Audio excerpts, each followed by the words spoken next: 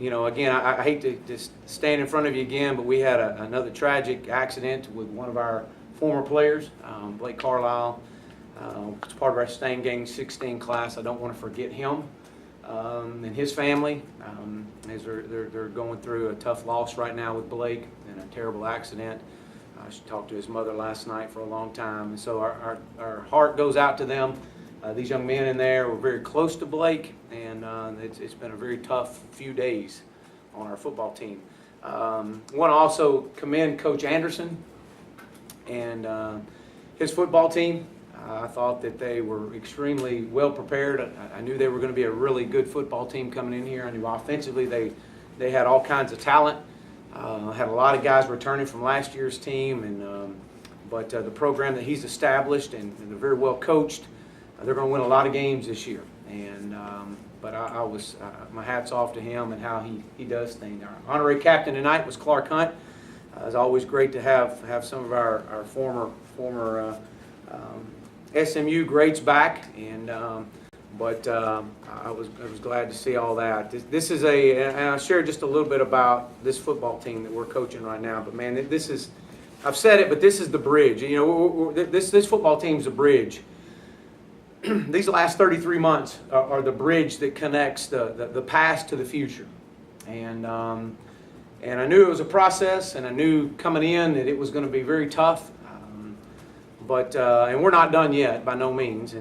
But our message to our players: if we're not the bridge, then who's going to be the bridge? It's going to connect the past with the future for this program, and it's right now. So just we talked to our guys about respecting our past and having our honorary captains out and talking about where SMU has been and where it's heading. Playing in the present. It's very important these young men understand that I've said this to y'all before, but be present, not perfect. That means just live in the moment. Enjoy this moment together and what we're building here, and to represent this future. So one day, one play at a time, one game at a time, one season at a time. And just so happened the Arkansas State season is 1-0, and I'm very proud of these young men.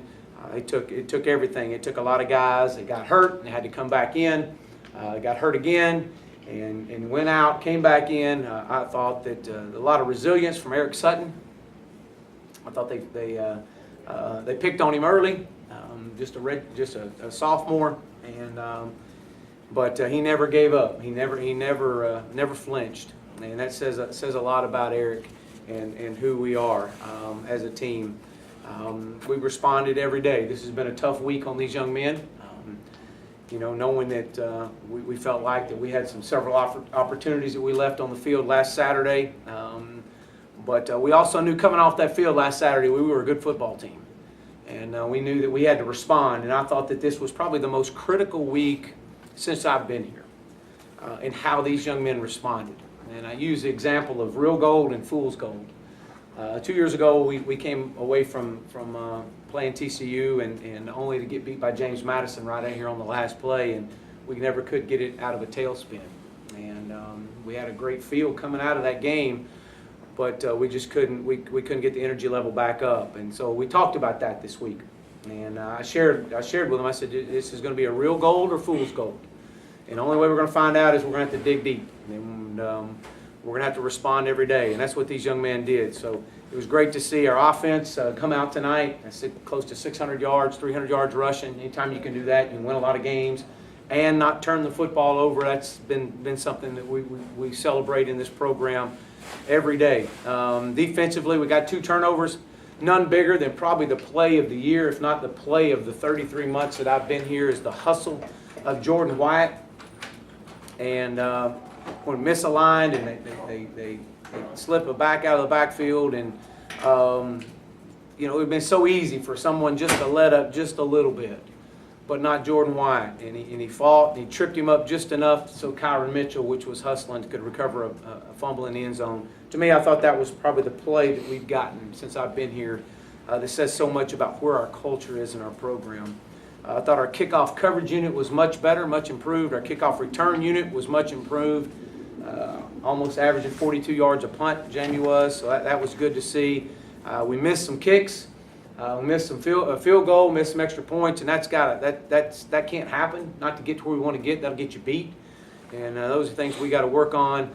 But I thought we kicked the ball well outside of that. We'll give them 24 hours. The season's going to start tomorrow. Mentality for us, and we'll be on to next week. It's all about the UConn season, and 0-0 in conference play. And I asked these guys to do 3 things for me. I asked them to focus this week, to fight this week, and to finish empty. And I think we saw that today. So I'm extremely proud of these young men and the lessons that we're able to teach them, not just about football, or not solely just about football, but about life and how to get back up when you get hit. And this is a special locker room with a special group of guys. They believe in each other. They love each other. And I've said it, and I've said it over and over, is we're better than we've ever been, but we're not nearly as good as we're going to be. And I'm really proud of these guys. So with that, I'll open up for questions.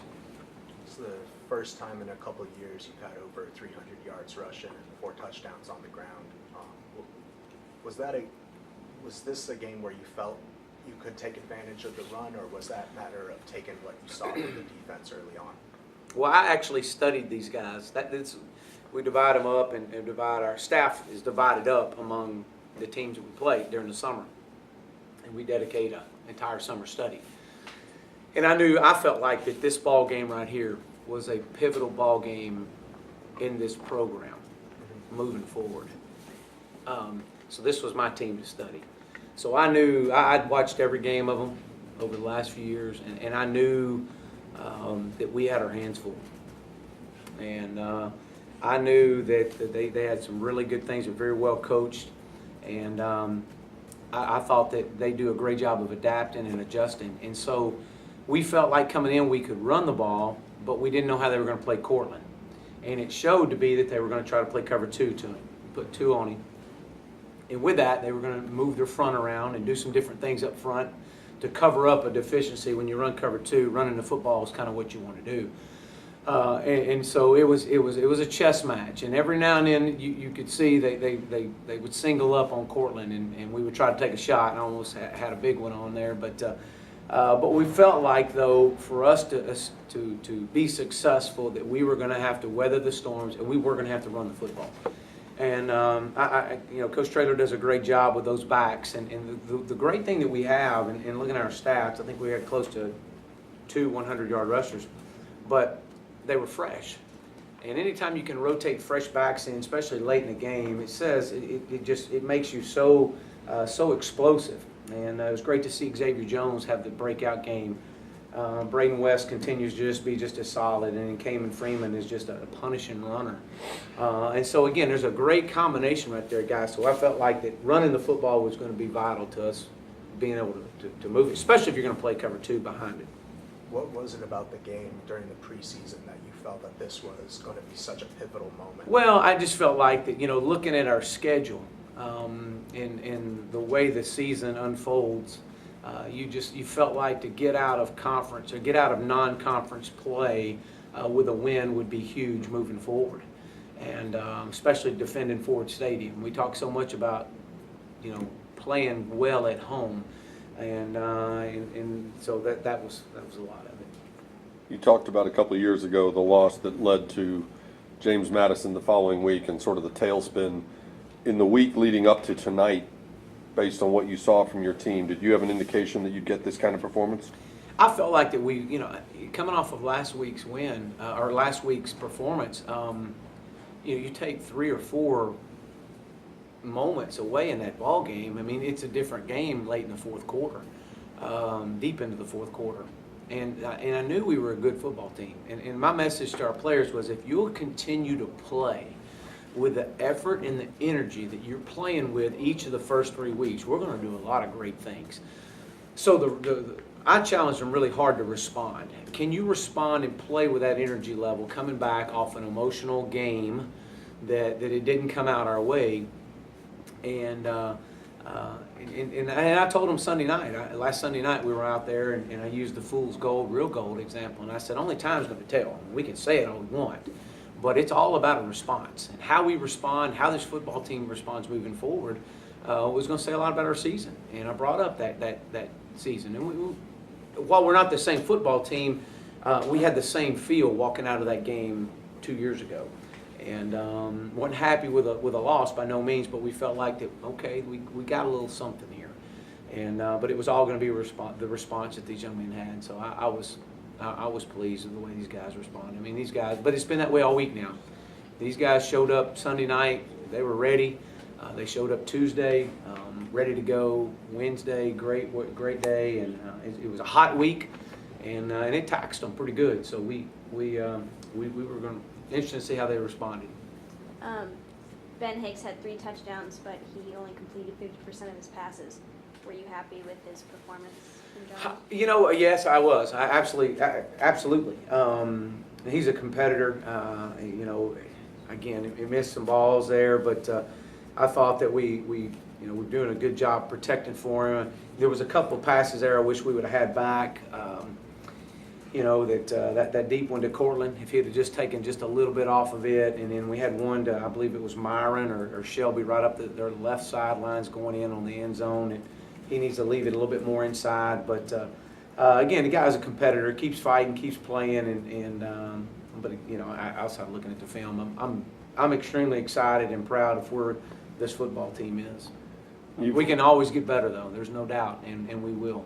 You've talked ever since you've been here about the last few minutes of the first half, first few minutes of the second half, and late in the first half tonight, you had a drive that looked like it might stall deep in your own end, and were able to get 7 points out of it with a long pass to Prochet. What did that drive do for the message you and your staff had for your team at halftime? We always talk about the 4-over-4 moments. It's the 4 minutes right before half and the 4 minutes right after half. And 100% of the time, when we don't win those, we lose those moments, it's been tough to rally back. You know, prime example, last week we lose it 21-10 in the final, in those 4-over-4 moments.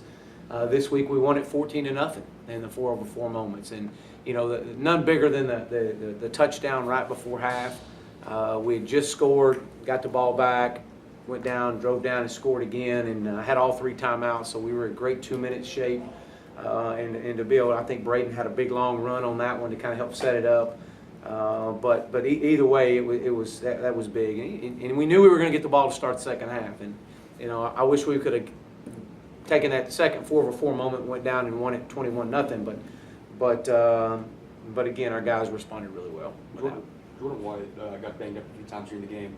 You know, kind of what happened to him? Like, what's kind of the prognosis going forward? Yeah, you know what? I don't know. It was his shoulder, and you know, he got a stinger on it. So we'll see. We'll reevaluate him, see how it goes. I mean, he's a fierce competitor. You're not going to get that guy. You'd have to cut his arm off to keep him out there from not playing. I mean, this guy's as good as it gets, and you know, such a great leader for our team, and very proud of him, as well as all of them. I mean, we had guys making plays all over the field, and they were a good football team now. I'm telling you, very explosive offensively, and but again, that says a lot about where we are right now. When Jordan got hurt for the second time, was there any hesitation on your part or the medical staff's part to even let him go back in? No, I mean, he was cleared to go back in, and it was just trying to get him. You know, we wanted to kind of hold off and see where we were score-wise, and but he'll be ready to go. Any thoughts of converting Cortland Sutton to running back?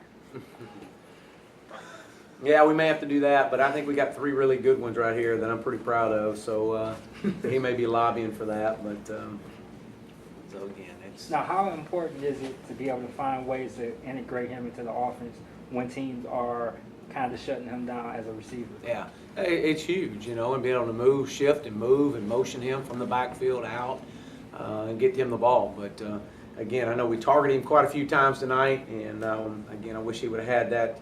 We had a fade ball in the end zone. We overthrew him. I wish Ben would have gave him a chance on it. Those are the ones that we got to have. We got to hit those. But again, you know, when one guy takes 2 away, that opens up for somebody else tonight. And I think James Prochet had a great night, and it says a lot about him. I mean, what's really impressive about this is, you know, last week it was Trey Quinn, and the week before that it was Cortland Sutton, and then this week it was James Prochet. And so that says a lot. That says a lot about our football team, and I'm proud of where we are. Is Cortland getting frustrated with the attention and the way defenses are ganging up on him last week and tonight? No, absolutely not. That guy over there is celebrating with everybody, man. He's so excited, and I know he wished he'd have had just another step on that last ball right there. But no, you'll never see that young man frustrated. He's the biggest leader we got, and one of the biggest teammates. It's celebrating everybody else's success. So we're just look. If you want to play 2 over the top of him, we're okay with that, man. Because we got plenty of other guys that can make some plays too. Last one for Coach. You had Jacob start at right tackle today. Mm-hmm. How did you see another shuffle on the right side? Yeah, of the we're line? trying to work that right side out.